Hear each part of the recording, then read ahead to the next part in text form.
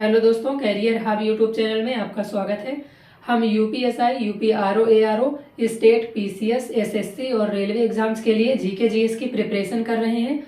और इसमें अभी हम पढ़ रहे हैं संविधान को या पॉलिटी को। संविधान के लगभग 17 क्लासेज इससे पहले हो चुकी हैं। ये सभी क्लासेज आपको इसी चैनल पर एक प्लेलिस्ट मिलेगी, वहां पर आपको मिल जाएंगी। तो वहां से जा करके आप ये सारी क्लासेस को देख सकते हैं और अपनी तैयारी अच्छे तरीके से कर सकते हैं।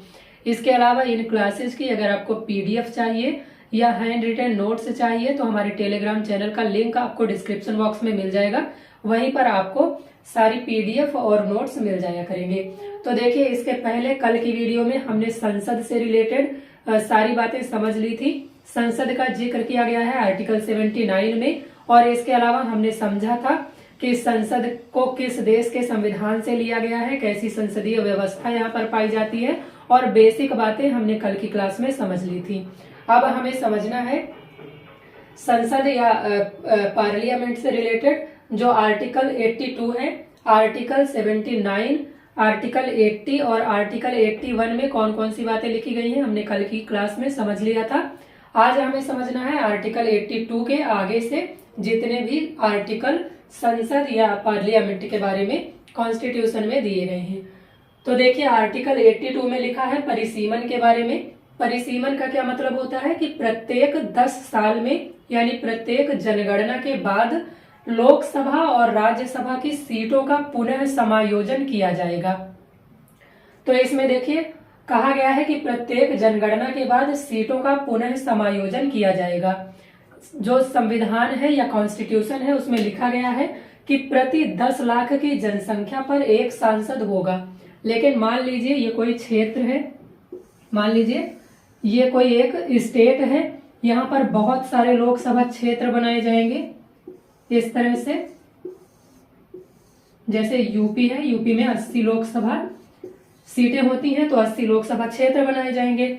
अब मान लीजिए यहाँ पर पहले जनसंख्या 1950 में थी 9 लाख, ठीक है। 9 लाख 1950 में जनसंख्या थी यहाँ पर। इसके बाद 2024 तक यहाँ पर जनसंख्या कुछ तो बढ़ी ही होगी। मान लीजिए जनसंख्या यहाँ पर 20 लाख हो गई। तो हमें, क्योंकि यहाँ पर संविधान में लिखा गया है कि 10 लाख की जनसंख्या पर एक सांसद होगा, यहाँ की जनसंख्या 20 लाख हो गई, तो इसे 2 लोकसभा क्षेत्रों में विभाजित करना होगा। इस क्षेत्र को, इसी को कहा जाता है परिसीमन।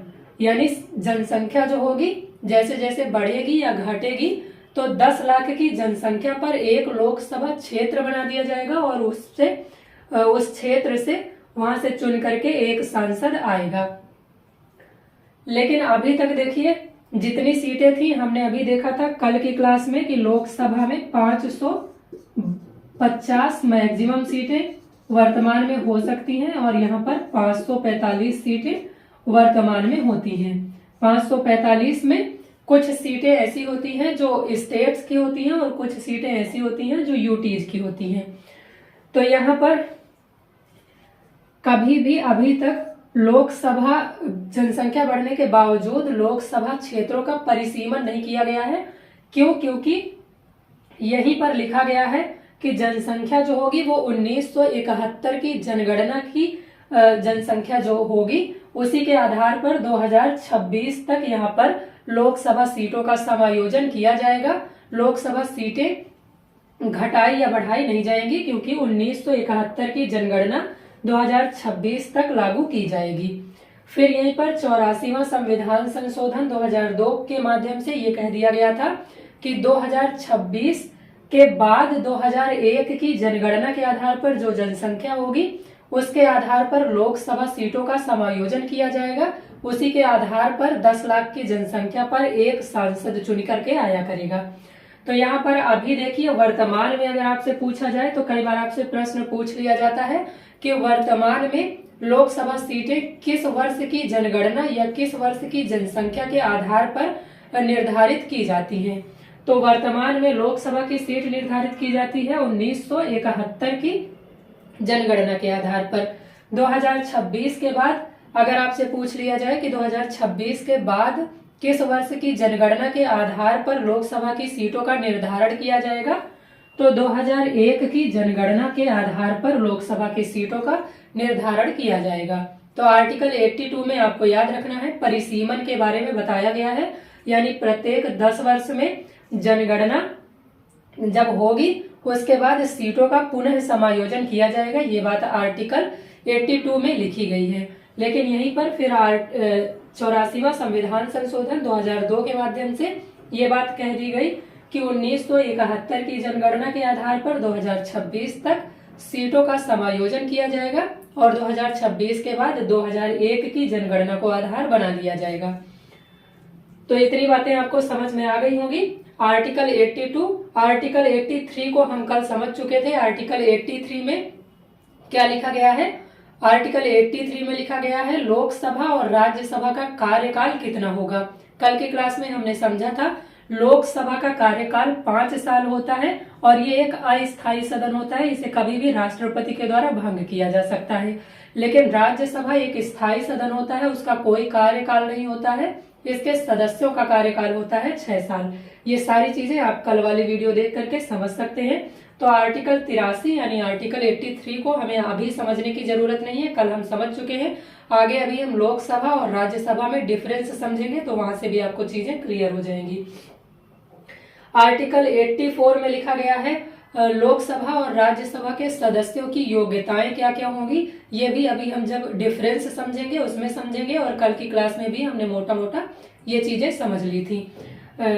जो भी लोकसभा और राज्यसभा के सदस्य होंगे, आपको पता है कुछ क्वालिफिकेशंस या कुछ एलिजिबिलिटी ऐसी होती हैं जो सभी को पूरी करनी होती हैं। जैसे वह भारत का नागरिक होना चाहिए, उसे किसी लाभ के पद पर नहीं होना चाहिए, वो पागल और दिवालिया नहीं होना चाहिए, एज का क्राइटेरिया चेंज हो जाता है। तो लोकसभा का सदस्य बनने के लिए किसी व्यक्ति को कम से कम 25 साल का होना चाहिए, लोकसभा का सदस्य बनने के लिए 25 साल का, और राज्यसभा का सदस्य बनने के लिए 30 साल का, प्रेसिडेंट या राज्यपाल बनने के लिए 35 साल का। ये बातें आप याद रख लीजिएगा, बाकी अभी आगे हम समझेंगे।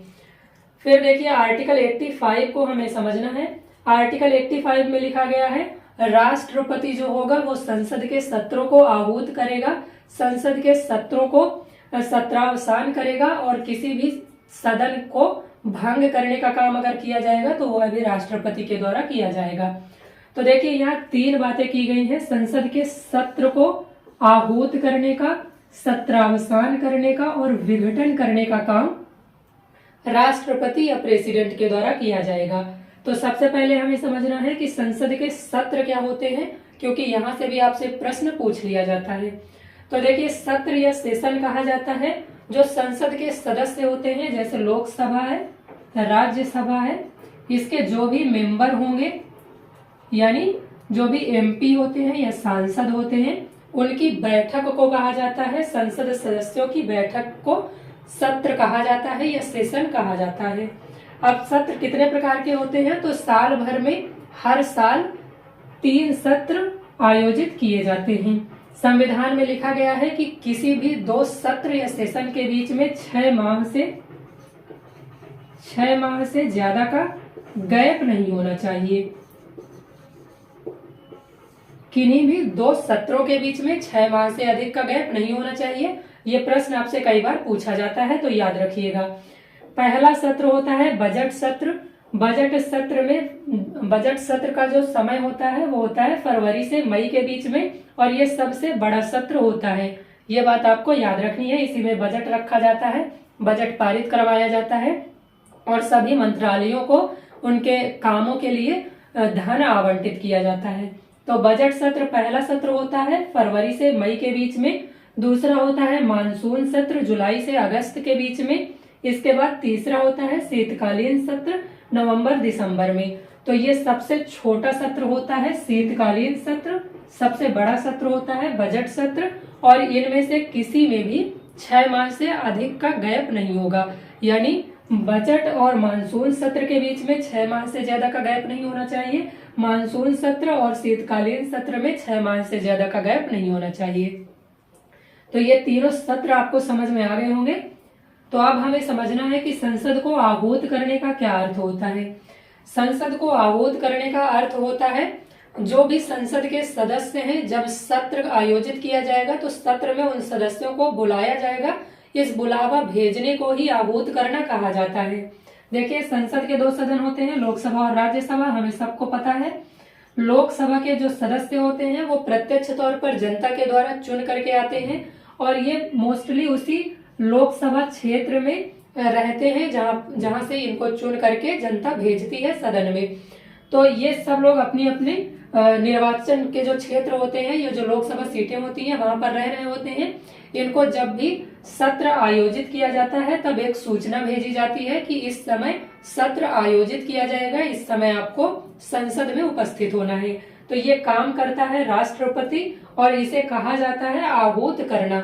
जब भी राष्ट्रपति के द्वारा लोकसभा और राज्यसभा के सदस्यों को सूचना भेजी जाती है या बुलावा भेजा जाता है संसद की बैठक में उपस्थित होने के लिए या सत्र में उपस्थित होने के लिए, तो इसे ही कहा जाता है संसद को आहूत करना। तो ये काम करते हैं प्रेसिडेंट, ये भी हम देख चुके हैं, सब आप याद रखिएगा। प्रेसिडेंट के द्वारा ही संसद को आहूत किया जाता है। फिर हमें समझना है कि ये जो टर्म है सत्रावसान, सत्रावसान का क्या अर्थ होता है? तो सत्रावसान का अर्थ है सत्र को समाप्त करना। लोकसभा की जब बैठक होती है या राज्यसभा की जब बैठक होती है तो बैठक के बाद जब ये सत्र समाप्त हो जाते हैं तो राष्ट्रपति के द्वारा संसद के जो सदस्य होते हैं उनको सूचित किया जाता है कि अब सत्र समाप्त हो गया है, अब आप लोग अपने अपने लोकसभा क्षेत्रों में या जहां भी आप रहते हैं वहां वापस लौट जाइए। तो इसी को कहा जाता है सत्र को समाप्त करना या सत्र को खत्म करना, या इसी को कहा जाता है सत्रावसान। ये भी किया जाता है राष्ट्रपति के द्वारा। फिर इसके बाद तीसरा यहाँ पर टर्म लिखा हुआ है विघटन करना। विघटन करने का अर्थ होता है, देखिए सबसे पहली बात इसमें आपको याद रखनी है कि विघटन सिर्फ लोकसभा का किया जा सकता है, राज्यसभा का नहीं किया जा सकता, क्योंकि राज्यसभा एक स्थायी सदन होता है। ये सारी बातें हम समझ चुके हैं पहले ही। लोकसभा को राष्ट्रपति के द्वारा कभी भी भंग किया जा सकता है या विघटन इसका किया जा सकता है। तो जब किसी सदन को हमेशा के लिए समाप्त कर दिया जाएगा तो उसे कहा जाता है भंग करना या विघटन करना। और विघटन केवल लोकसभा का होता है। प्रधानमंत्री की सिफारिश पर लोकसभा का विघटन या भंग करने का काम करते हैं प्रेसिडेंट। विघटन को ही भंग करना भी कहा जाता है, ये आप याद रखिएगा। फिर इसी में एक टर्म आता है स्थगन करना। क्या होता है? विघटन होता है हमेशा के लिए किसी सदन का जो कार्यकाल होता है उसे समाप्त कर देना। लेकिन स्थगन का अर्थ होता है जब भी सदन का सत्र चल रहा होता है। तो आपने देखा होगा, मान लीजिए ये लोकसभा और राज्यसभा है, यहाँ पर जब भी सत्र आयोजित किए जाते हैं, जब भी सत्र बुलाए जाते हैं, बिल यहाँ पर पेश किए जाते हैं, तो यहाँ पर कई बार ऐसा हो जाता है कि बहुत सारा गतिरोध पैदा हो जाता है। कुछ लोग बिल जो होता है उसके पक्ष में होते हैं और कुछ लोग विपक्ष में होते हैं। यहाँ पर जब चर्चाएं होती हैं तो बहुत सारा गतिरोध सदन में पैदा हो जाता है और स्पीकर यानी अध्यक्ष और सभापति के ऊपर ये जिम्मेदारी होती है कि सदन का जो सत्र चल रहा है वो शांतिपूर्वक तरीके से चलता रहे। लेकिन कई बार ऐसा होता है कि यहाँ पर इतना ज्यादा गतिरोध उत्पन्न हो जाता है कि अध्यक्ष या स्पीकर को लोकसभा में और सभापति को राज्यसभा में सदन को कुछ समय के लिए स्थगित करना पड़ता है, रोकना पड़ता है। तो इसे कहा जाता है स्थगन। कुछ मिनट, घंटे या दिन के लिए सत्र को रोक देना, ये कहलाता है स्थगन। लेकिन हमेशा के लिए अगर किसी सदन को समाप्त कर दिया जाएगा तो इसे कहा जाएगा विघटन या भंग करना। लोकसभा में अध्यक्ष या स्पीकर के द्वारा सदन को स्थगित करने का काम किया जाता है और राज्यसभा में सभापति के द्वारा इस सदन को स्थगित करने का काम किया जाता है। और सभापति कौन बनता है? तो सभापति उपराष्ट्रपति ही होता है। तो उपराष्ट्रपति आपको ध्यान रखना है। तो ये सारे पॉइंट आपको क्लियर हो गए होंगे। ये तीन चीजें आप याद रखिएगा, आहूत करने का, सत्रावसान करने का, विघटन करने का काम प्रेसिडेंट के द्वारा किया जाता है, लेकिन वहीं पर स्थगन करने का काम किया जाता है लोकसभा के अध्यक्ष, स्पीकर के द्वारा और सभापति के द्वारा। तो अब हमें समझना है लोकसभा और राज्यसभा में डिफरेंस क्या होते हैं। इसके बाद संसद चैप्टर खत्म हो जाएगा।